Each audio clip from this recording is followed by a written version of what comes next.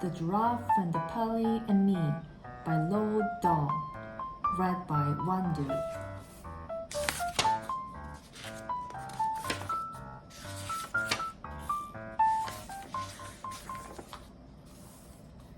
Not far from where I live, there is a queer old empty wooden house standing all by itself on the side of the road. I long to explore inside it, but the door is always locked, and when I peer through a window, all I can see is darkness and dust. I know the ground floor used once to be a shop because I can still read the faded lettering across the front which says the Grubber. My mother has told me that in our part of the country, in the olden days, a grubber was another name for a sweet shop. And now every time I look at it, I think to myself, what a lovely old sweet shop it must have been.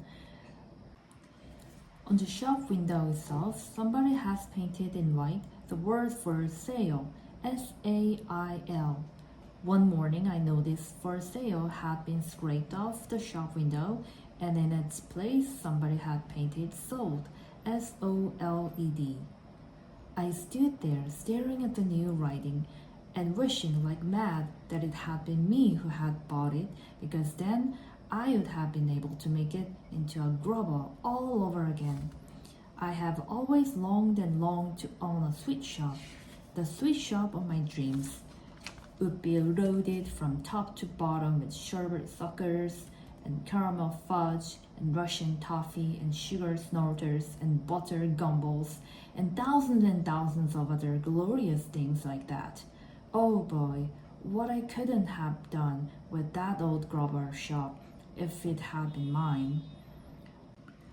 On my next visit to the grubber, I was standing across the road gazing at the wonderful old building when suddenly an enormous bathtub came sailing out through one of the second floor windows and crashed right onto the middle of the road.